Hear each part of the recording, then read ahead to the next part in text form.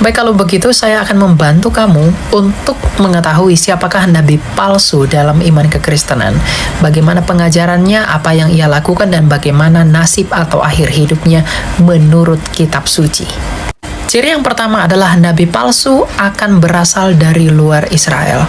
Di dalam Mazmur 147 ayat 19-20, Tuhan hanya memberikan ketetapan-ketetapan dan hukum-hukumnya kepada bangsa Israel saja, dan ia tidak melakukan itu kepada bangsa-bangsa lain. Apalagi nabi-nabi yang dia pilih itu hanya dari bangsa Israel untuk bangsa Israel saja. Jadi jikalau ada nabi yang mengaku nabi benar tetapi dia dari luar bangsa Israel, dia adalah nabi palsu dan penipu. Ciri nabi palsu yang kedua adalah ia akan membelokkan kebenaran Injil melalui karya salib. Dalam Galatia 1 ayat 8 dikatakan, jikalau ada orang yang memberitakan Injil yang lain selain daripada yang diberitakan oleh para rasul, maka terkutuklah dia. Jadi jikalau ada ajaran atau nabi yang mengajarkan Yesus tidak mati, atau Yesus bukan Tuhan, Yesus bukan juru selamat, maka dia adalah nabi palsu, karena Yesus harus mati untuk menggenapi nubuatan para nabi yang benar di perjanjian lama. Jadi jikalau ada nabi mengatakan Yesus itu tidak mati, atau bahkan Yesus itu bukan Tuhan, dia adalah nabi palsu.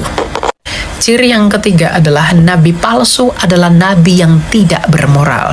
Dalam Matius 7 ayat 16, Tuhan Yesus mengenai hal pengajaran sesat bersabda bahwa dari buahnya lah kamu kenal mereka. Artinya Tuhan Yesus mau menegaskan bahwa nabi-nabi benar, rasul-rasul benar, dan utusan-utusan benar yang datang dari Tuhan akan hidup menurut kekudusan dan hidup menurut pengajaran dan kesetiaannya kepada hukum Taurat dan juga kepada hukum Kristus yang tertinggi, yaitu mengasihi Allah dan mengasihi sesama manusia. Bukan nabi yang mengikuti keinginan hatinya dan membuat pengajaran-pengajaran menurut kesukaan hatinya untuk memuaskan hawa nafsunya. Dan ciri yang berikutnya adalah nasib akhir dari nabi palsu, jikalau kita melihat dalam kitab Wahyu, akan dilemparkan ke dalam perapian yang menyala-nyala. Tetapi jika kita melihat dalam konteks perjanjian lama, hukuman yang diberikan Allah kepada nabi palsu seperti dalam Yeremia 23 ayat 15 adalah makan ipuh dan minum racun. Jadi nabi-nabi palsu itu Tuhan berikan minum racun untuk mati sebagai hukuman di perjanjian lama. Jadi itulah ciri-ciri nabi palsu dalam iman kekristenan. Dan yang paling mirisnya lagi adalah menurut kesaksian 2 Petrus 2 ayat 1 bahwa nabi palsu itu akan menyangkal sang penguasa dan sang penebus dan karyanya di atas kayu salib. Jadi berhikmatlah dan belajarlah. Jikalau ada nabi-nabi yang mengaku sebagai nabi benar tetapi memiliki kriteria seperti yang saya sebutkan sebelumnya, maka mereka itu semua adalah nabi palsu menurut iman kekristenan. Dan jangan ikuti lalu tinggalkan saja, karena tidak mungkin ada keselamatan dari nabi-nabi yang palsu. Dan saya mau menjawab pertanyaan beliau pada video yang sama mengenai kenapa orang Kristen menggunakan bahasa Yunani padahal lahir di tengah-tengah bangsa Israel yang berbahasa Ibrani. Ingat, bahasa sehari-hari orang Israel itu pada zaman Kristus adalah bahasa Aramaik. Bahasa kegamaannya adalah Ibrani, dan bahasa kitab suci itu pasti bahasa Yunani. Untuk itulah mengapa 300 tahun sebelum Yesus lahir ke dunia, perjanjian lama yang berbahasa Proto-Ibrani itu telah diterjemahkan di Alexandria menjadi bahasa Yunani karena pengaruh Helenisasi. Ingat, Helenisasi bukan Helenistik. Jadi perjanjian baru menggunakan bahasa Yunani itu oleh karena dunia pada masa itu sedang dipengaruhi oleh kebesaran Yunani. Ya, seperti sekarang bahasa Inggris itu bahasa internasional. Di zaman Yesus bahasa internasional mereka adalah Yunani sebagai lingua franca. Simple. Tuhan berkati. Nabi Nuh untuk wilayah ini saja, Nabi Lut wilayah ini saja. Bahkan di zaman Nabi Lut itu semasa dengan Nabi Ibrahim alaihissalam. Nabi Lut itu sezaman teman-teman sekalian dengan Nabi Ibrahim, satu masa tuh. Jadi Ibrahim Nabi, Ismail Nabi, Ishak Nabi, Lut Nabi. Anda bayangkan, cuma tugasnya daerah-daerah berbeda.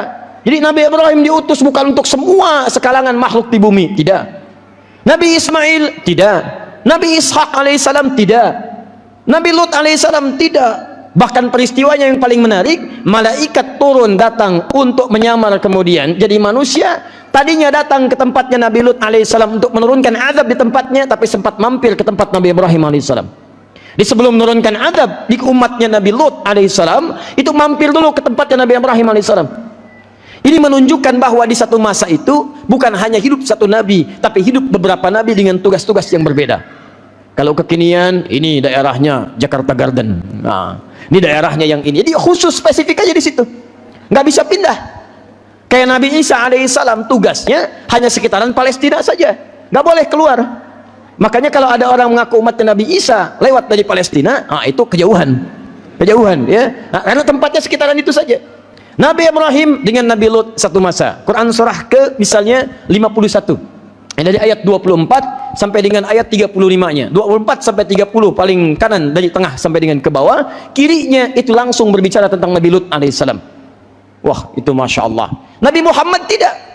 Nabi Muhammad ketika diutus tidak ada masa batasan di dalamnya. Anda bayangkan, saking pentingnya misi ini, Allah memberikan satu misi yang tidak ada batas, tidak sekat dengan sekat perkampungan, tidak disekat dengan RT, tidak disekat dengan RW, tidak dengan suku, tidak dengan negara. Semua masa, bahkan setiap masa berganti, tetap risalahnya berlaku untuk risalah Muhammad sallallahu alaihi wasallam. Pertanyaannya, apa yang penting di balik risalah ini sampai beliau kemudian diutus dengan istimewa untuk seluruh umat sampai dengan kiamat? Selesai, tuntas, kembali kepada Allah, baru misinya kemudian dihadapkan pertanggungjawabannya di hadapan Allah Subhanahu wa taala. Teman-teman, pertama kata Allah, tidaklah saya berikan misi yang istimewa ini kecuali misi pertamanya sebagai rahmat untuk seluruh alam. Jadi saking pentingnya kelahiran Nabi itu, hikmah pertama dari kelahirannya sampai didoakan dua orang Nabi, disebut oleh Nabi sebelumnya, kata Al-Quran, karena Nabi ini akan membawa risalah rahmat yang bahkan rahmatnya begitu luas tidak ditemukan pada Nabi-Nabi sebelumnya. Satu, rahmat. Ustadz, tahu dari mana kalau rahmatnya mencakup semua manusia? Tafsirkan, buka kembali dengan Quran surah ke-34 ayat ke-28. Di sini lil alamin, siapa itu lil alamin? Buka ayatnya. Wa ma arsalnaka illa kafatan linnas. Tidaklah kami utus engkau Muhammad sallallahu alaihi wasallam kecuali misimu akan mewakili dan dibawa kepada seluruh kalangan manusia sampai kehidupan berakhir. Kafatan linnas, semuanya tanpa kecuali. Jadi nas saja sudah mencakup semua manusia. Sekarang menggunakan kafah, seluruhnya, mau laki-laki, perempuan, besar, kecil, tua, muda, kaya, cukup, semua masuk di dalamnya. Sepanjang dia manusia, maka akan berlaku risalah Muhammad sallallahu alaihi wasallam bagi dirinya. Ustaz, apa itu yang disebut dengan rahmat? Saking pentingnya rahmat hanya dilekatkan pada Nabi Muhammad sallallahu alaihi wasallam. Nah, teman-teman sekalian, ini nanti yang menjadi ukuran kebenaran kita sebagai umatnya Nabi Muhammad sallallahu alaihi wasallam sampai dengan malam ini, apakah sudah mengikuti risalah Nabi atau belum? Dalam Al-Quran, rahmat setidaknya dibagi pada 3 bagian. Dan inilah hikmah terpenting kenapa kelahiran Nabi begitu dinantikan oleh Nabi-Nabi sebelumnya. 1. Quran, kita ambil dulu. Surah kedua Al-Baqarah, ayat 155 sampai dengan 157. Paling kiri sebelah atas. Tahan ya. Awas, sekarang nanti kita akan belajar pada inti pembahasan. Ini intinya, ya. Yang tadi baru mukaddimah tuh dari ba'da maghrib sampai barusan. Nah, ini inti pembahasannya. Perhatikan kalimatnya. Quran surah kedua ayat 155 sampai 157. وَلَنَبْلُوَنَّكُمْ بِشَيْءٍ مِنَ الْخَوْفِ وَالْجُوعِ وَنَقْصٍ مِنَ الْأَمْوَالِ وَالْأَنفُسِ وَالثَّمَرَاتِ وَبَشِّرِ الصَّابِرِينَ الذين إذا أصابتهم مصيبة قالوا إنا لله وإنا إليه راجعون. Ayat 157-nya, perhatikan kalimatnya. Ulaika alaihim salawatun min rabbihim wa rahmat wa ulaika humul muhtadun. Kalimat rahmat ketika disebutkan di ayat ini dirangkai dari ayat 155 sampai 157. Apa makna rahmat yang pertama yang diisyaratkan dalam Al-Quran? Jika disebutkan kalimat rahmat dalam Al-Quran, maka satu di antara 3 maknanya adalah solusi dari setiap persoalan kehidupan yang dialami. Saya ulang ya. Jika disebutkan kalimat rahmat dalam Al-Quran, Maka ada 3 makna yang paling utama. Di antara 3 ini, satu, tidak disebutkan rahmat kecuali bermakna solusi dari semua persoalan kehidupan yang dialami di muka bumi. Seakan-akan Allah ingin menyampaikan, wa ma arsalnaka illa rahmatan lil alamin, wa ma arsalnaka illa kafatan linnas. Hei manusia, saya infakkan ya, kata Allah, saya berikan kabar kepada anda, tidaklah saya utus Muhammad sallallahu alaihi wasallam dengan sebagai status rasul yang terakhir, dengan misi yang besar, kecuali membawa rahmat. Apa rahmat itu? Yaitu solusi dari setiap persoalan yang kamu alami dalam kehidupan. Anda punya masalah apapun, masalah pribadi, masalah di rumah tangga, masalah di kehidupan sosial, masalah di kantor, masalah pekerjaan, masalah apapun, kalau Anda mengikuti tuntunan Nabi ini, maka dia akan membawa solusi dalam setiap masalah Anda. Tuntas, selesai. Bahkan yang paling dahsyat, Allah turunkan, utus Nabi ini, diutus Rasulullah SAW di tempat di muka bumi yang paling bermasalah. Silahkan cek. Bukan di Jakarta, apalagi di Garden City. Bukan di Sumatera, bukan di Nusantara, bukan di Romawi yang saat itu sudah maju. Romawi itu imperium, punya peradaban, hebat peradabannya. Sampai sekarang peninggalannya masih ada. Antum jalan-jalan deh, kalau sempat nanti cari tiket ke Mediterania tuh. Bahkan dari Turki, susulin Turki, kemudian dari Turki sampai ke Mediterania, sampai ke Italia, batasan dengan Tripoli. Lihat di situ, ada Lubdah, ada Misrata, ada peninggalan-peninggalan Romawi yang begitu luar biasa. Hebatnya, sampai sekarang itu kerajaan-kerajaannya masih ada, patung-patungnya, macam-macamnya, seninya kelihatan semuanya. Ada spa, ada ini, ada itu, peradabannya mewah, megah, menguasai dunia. Yang luar biasa, kirinya itu Persia, kekaisarannya sudah mencengkram bagian bumi sisi yang lainnya. Kehebatan teknologinya, peradabannya, keilmuannya, macam-macamnya. Pertanyaannya, kenapa Nabi tidak diutus di Romawi, bukan di Persia? Diutus ya di tengah-tengah antara Romawi dengan Persia. Apa gelarnya? Bukan gelar berperadaban, tidak punya adab, nggak punya kemajuan, tidak punya perkembangan teknologi. Gelarnya cuma satu, jahiliyah. Anda bayangkan? Apa itu jahiliyah? Jahil disebut dengan bodoh, sifatnya melekat disebut dengan tak. Jahiliyah.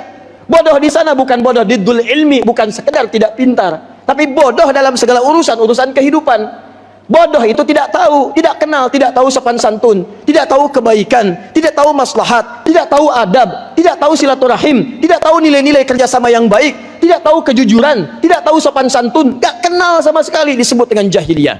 Makanya kalau Anda pengen cari pada saat itu orang yang paling tidak punya sopan santun, jahiliyah. Silahkan cek. Kalau di sini ada yang dicela, sana harus dicela. Kalau di sini ada yang meninggal, di sana harus meninggal juga. Masya Allah. Kalau ada yang lewat tempat saya, mesti dibegal. Begal lewat, ada kota begal. Zaman itu ada kota begal. Jadi kalau sekarang ada pembegal, dia telat. Pembegal sekarang itu ketinggalan zaman, sudah lewat 15 abad sebelumnya. Zaman itu sudah ada, bahkan dikenal, sangat terkenal, namanya Gifar. Itu kota begal pada saat itu. Begal. Tokohnya Jundub bin Junadah. Setiap orang lewat store, enggak store, cilaka. Dagangan bisa berkurang, nyawa bisa melayang. Kota begal. Nanti saya tunjukkan kepada Anda. Begitu Nabi ini diutus di wilayah itu, satu kota begal berubah drastis.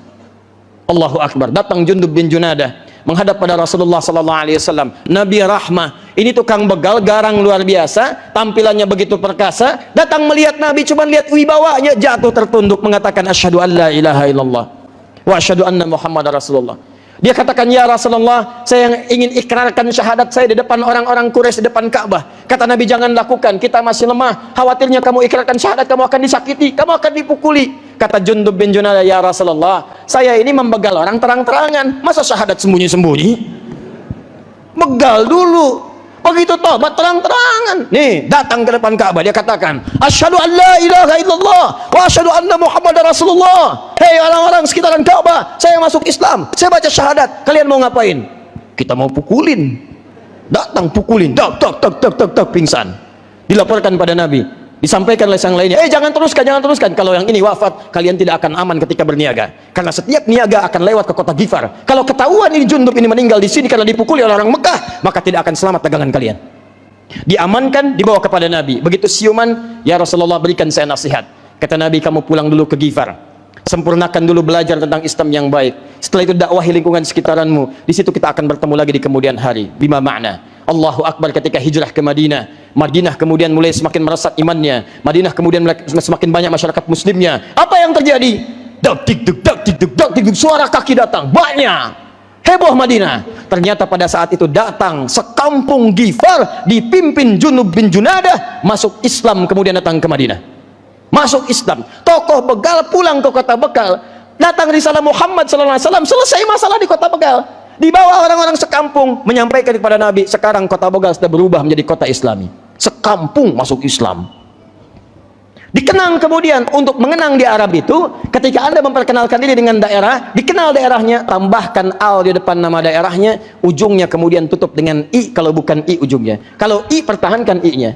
Ghifar, saya berasal dari Ghifar, tambahkan al di depannya, ujungnya tutup dengan i, al-Ghifari, saya berasal dari Ghifar. Ahli hadis paling populer namanya Muhammad, bapaknya Ismail, kakeknya Ibrahim, kakek buyutnya Al-Mughirah, eyang buyutnya Al-Bardizbah, tinggal di kecamatan Ju'fah, Kabupaten Bukhara, Provinsi Khorasan, negara Uzbekistan sekarang. Karena dari Bukhara dia datang kemudian berkelana sampai ke Hijaz, sampai ke Irak, kemana-mana dia perkenalkan, saya dari Bukhara, tambahkan al di depannya, ujungnya tutup dengan i, Al-Bukhari. Dikenalah di kemudian hari dengan Imam Al-Bukhari, menulis kitab hadis dengan 97 kitab, 97 pembahasan di dalamnya. Dikenal dengan kitab Al-Jami' As-Sahih Al-Musnad Al-Mukhtasar min umuri Rasulillah sallallahu alaihi wasallam wa sunanihi wa ayyamihi.